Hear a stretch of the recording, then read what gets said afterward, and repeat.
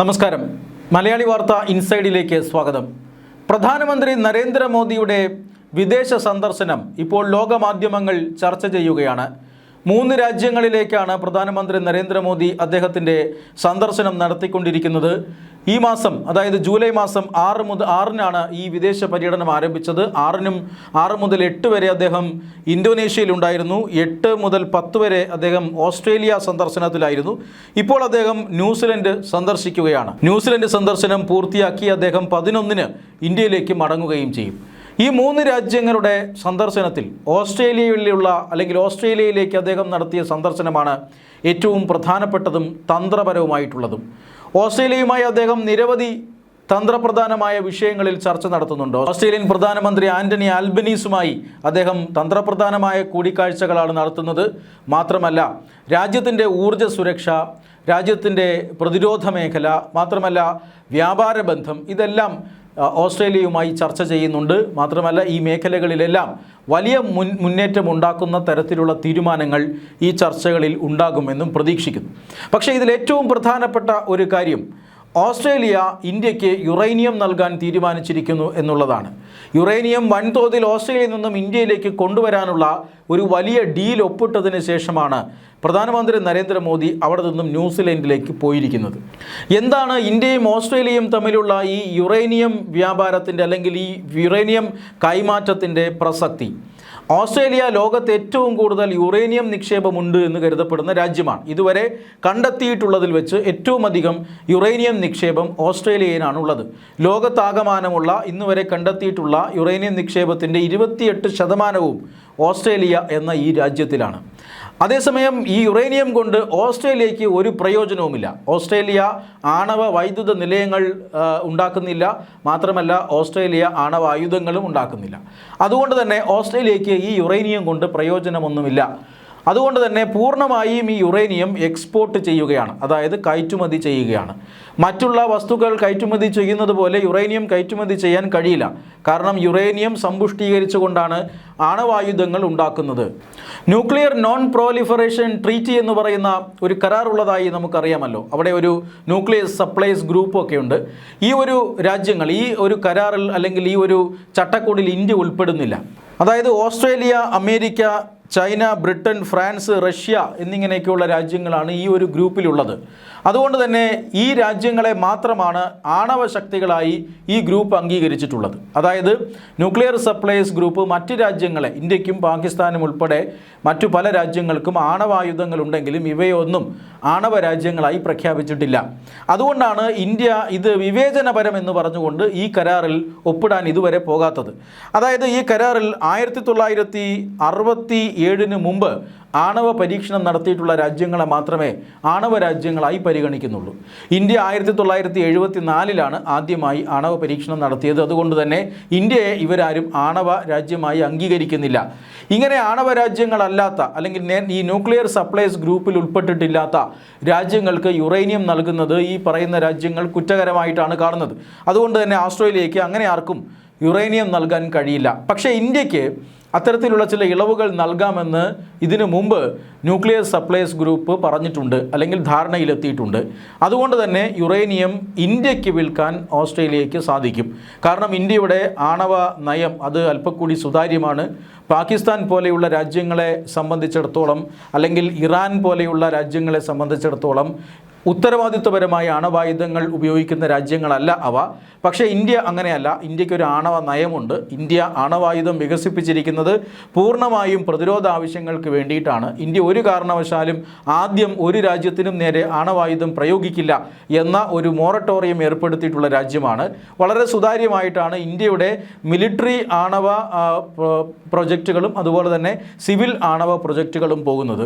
അങ്ങനെ ഓസ്ട്രേലിയ ലോകത്തിലെ ഏറ്റവും വലിയ യുറേനിയം നിക്ഷേപമുള്ള രാജ്യമായി നിൽക്കുമ്പോൾ ഇന്ത്യക്ക് ആണവായുധങ്ങൾ കയറ്റുമതി ചെയ്യാൻ ഉൾപ്പെടെയുള്ള സാഹചര്യമുണ്ട് എന്ന് നിൽക്കെ, മറുഭാഗത്ത് ഇന്ത്യയെ സംബന്ധിച്ചിടത്തോളം ഈ വളരെയധികം പോപ്പുലേറ്റഡ് ആയിട്ടുള്ള രാജ്യമാണ്. ഒട്ടനവധി, അതായത് ലോക ജനസംഖ്യയിൽ ഇന്ത്യ ഇപ്പോൾ ഏതാണ്ട് 1ാമത് എത്തിക്കഴിഞ്ഞിരിക്കുന്നു. അങ്ങനെയുള്ള ഒരു രാജ്യത്ത് ഇലക്ട്രിസിറ്റി അടക്കമുള്ള ആവശ്യങ്ങൾക്കായി ആണവ ഇന്ധനം ആവശ്യമാണ്. ആണവ ഇന്ധനം എന്ന് പറയുന്നത് യുറേനിയമാണ്. ആണവ പദ്ധതികളും ആണവ വൈദ്യുത നിലയങ്ങളും എല്ലാം ഇന്ത്യക്ക് ആവശ്യമാണ്. കാരണം ഇന്ത്യക്ക് ഊർജ്ജ ഊർജ്ജത്തിൻ്റെ ആവശ്യം വളരെ കൂടുതലാണ്. അതുകൊണ്ട് തന്നെ ക്ലീൻ എനർജി എന്ന് പറയുന്ന ഒരു സാധനം ഇന്ത്യയെ സംബന്ധിച്ചിടത്തോളം വളരെ അത്യാവശ്യമാണ്. ആണവ വൈദ്യുത നിലയങ്ങളിൽ നിന്നുള്ളത് ക്ലീൻ എനർജിയാണ്. പക്ഷേ ഇന്ത്യയെ സംബന്ധിച്ചിടത്തോളം കഴിഞ്ഞ 10 വർഷം കൊണ്ട് ഇന്ത്യക്ക് ഈ ആണവ നിലയത്തിൽ നിന്നും ഉൽപ്പാദിപ്പിക്കുന്ന വൈദ്യുതി, ആ ഉൽപ്പാദനം അത് ഇരട്ടിയാക്കാൻ ഇന്ത്യക്ക് സാധിച്ചിട്ടുണ്ട്. പക്ഷേ അപ്പോഴും മൊത്തം വൈദ്യുതിയുടെ, ഇന്ത്യ ഉപഭോഗിക്കുന്ന മൊത്തം വൈദ്യുതിയുടെ 3% മാത്രമേ ആണവ വൈദ്യുത നിലയങ്ങളിൽ നിന്നുള്ള വൈദ്യുതി ആകുന്നുള്ളൂ. അതുകൊണ്ട് തന്നെ കൂടുതൽ ആണവ നിലയങ്ങൾ, കൂടുതൽ ആണവ വൈദ്യുതി ഉൽപ്പാദിപ്പിക്കൽ, ഇതെല്ലാം ഇന്ത്യക്ക് വളരെ അത്യാവശ്യമായ ഘടകമാണ്. പക്ഷേ യുറേനിയം കിട്ടാനില്ല എന്നുള്ളതാണ് ഇന്ത്യയെ സംബന്ധിച്ചിടത്തോളം ഒരു പരിമിതിയായി നിലവിലുള്ളത്. അതുകൊണ്ട് തന്നെ ഇപ്പോൾ ലോകത്തിലെ ഏറ്റവും കൂടുതൽ യുറേനിയം നിക്ഷേപമുള്ള രാജ്യവുമായി അങ്ങനെ ഒരു കരാറിൽ ഏർപ്പെടുന്നത് ഇന്ത്യയുടെ ഊർജ്ജ രംഗത്തിന് വലിയ മുന്നേറ്റം നൽകുമെന്ന കാര്യത്തിൽ തർക്കമൊന്നുമില്ല. അതാണ് പ്രധാനമന്ത്രി നരേന്ദ്രമോദിയുടെ ഇത്തവണത്തെ വിദേശ സന്ദർശനത്തിൻ്റെ ഏറ്റവും പ്രധാനപ്പെട്ട ഘട്ടമെന്ന് നമുക്ക് പറയാം. പ്രത്യേകിച്ചും ഓസ്ട്രേലിയൻ സന്ദർശനം, ഇന്ത്യൻ പ്രധാനമന്ത്രി നരേന്ദ്രമോദി നടത്തിയിരിക്കുന്ന ഓസ്ട്രേലിയൻ സന്ദർശനം അത് വളരെ പ്രധാനമാണ്, തന്ത്രപ്രധാനമാണ്. അതിൽ ഊർജ്ജ സുരക്ഷ തന്നെയാണ് ഏറ്റവും പ്രധാനപ്പെട്ട ഘടകം.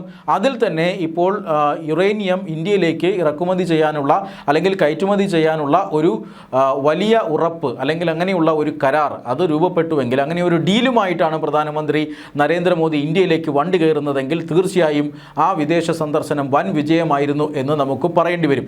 പാകിസ്ഥാൻ ഉൾപ്പെടെയുള്ള രാജ്യങ്ങൾ ഈ ആണവായുധങ്ങളൊക്കെ ഉണ്ടെങ്കിലും ആണവ വൈദ്യുതി എന്ന ഒരു നിലയിലേക്ക് പോയിട്ടില്ല.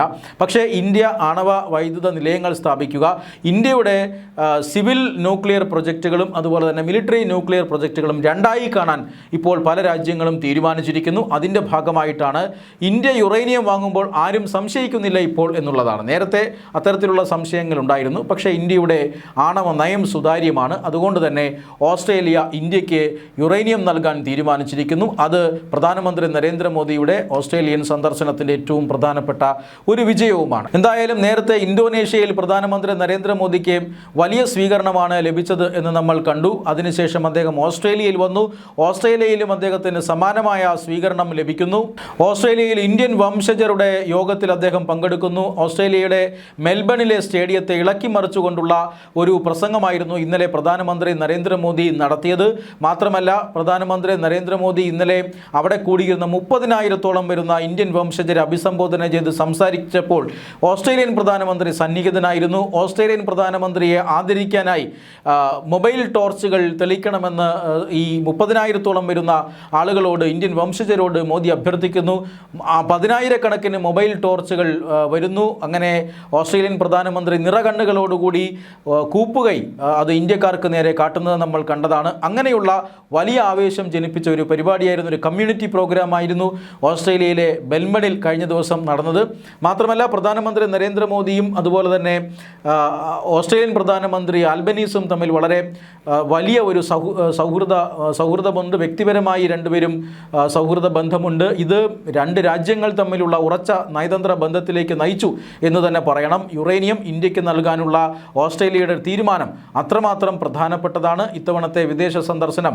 അതുകൊണ്ട് തന്നെ നരേന്ദ്രമോദിയെ സംബന്ധിച്ചിടത്തോളം വൻ വിജയം എന്ന് തന്നെ പറയാം. രാജ്യത്തെ സംബന്ധിച്ചിടത്തോളവും വൻ വിജയമാണ്. രാജ്യത്തിൻ്റെ ഊർജ്ജ മേഖലയിൽ വലിയ ഒരു ആവേശം സൃഷ്ടിക്കുന്ന, അല്ലെങ്കിൽ രാജ്യത്തിൻ്റെ ഊർജ്ജ മേഖലയ്ക്ക് വലിയ ഒരു സന്തോഷ വാർത്ത നൽകുന്ന തീരുമാനമാണ് ഇന്ത്യ ഓസ്ട്രേലിയ ചർച്ചയിൽ ഉണ്ടായിരിക്കുന്നത് എന്ന് തന്നെ പറയാം. അങ്ങനെ വിജയകരമായ സന്ദർശനത്തിന് ശേഷം അദ്ദേഹം ഇപ്പോൾ പ്രധാനമന്ത്രി നരേന്ദ്രമോദി ഇപ്പോൾ ന്യൂസിലൻഡ് സന്ദർശിക്കുകയാണ്. ന്യൂസിലൻഡിലും പ്രധാനമന്ത്രി നരേന്ദ്രമോദിയുടെ സന്ദർശനം വളരെ പ്രധാനപ്പെട്ടതാണ്. കാരണം ചരിത്രത്തിലാദ്യമായിട്ടാണ് ഒരു ഇന്ത്യൻ പ്രധാനമന്ത്രി ന്യൂസിലൻഡ് സന്ദർശിക്കുന്നത് എന്നുള്ളതാണ് ഏറ്റവും പ്രധാനപ്പെട്ട കാര്യം. ന്യൂസിലൻഡിനെ പോലെയുള്ള വളരെ പ്രധാനപ്പെട്ട ഒരു രാജ്യത്തെ ഇതുവരെ ഇന്ത്യൻ നയതന്ത്ര മേഖല അവഗണിച്ചിരിക്കുകയായിരുന്നു. പ്രധാനമന്ത്രി നരേന്ദ്രമോദി അവിടെ എത്തുന്നതോടുകൂടി ഇരു രാജ്യങ്ങളും തമ്മിലുള്ള നയതന്ത്ര ബന്ധത്തിൽ വലിയ പുരോഗതി ഉണ്ടാകും എന്നാണ് ഇപ്പോൾ അറിയാൻ സാധിക്കുന്നത്. മാത്രമല്ല ന്യൂസിലൻഡിൽ ഇപ്പോൾ ഇന്ത്യൻ ജനതയ്ക്കെതിരെ വലിയ രീതിയിലുള്ള പ്രക്ഷോഭങ്ങളൊക്കെ നടക്കുന്നുണ്ട്.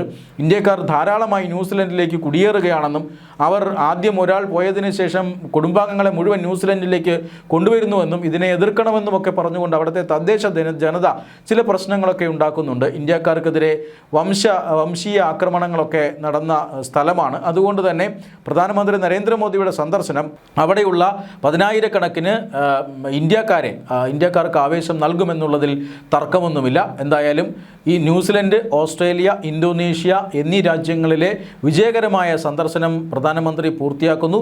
നാളെയോടുകൂടി അദ്ദേഹം രാജ്യത്ത് തിരിച്ചെത്തും.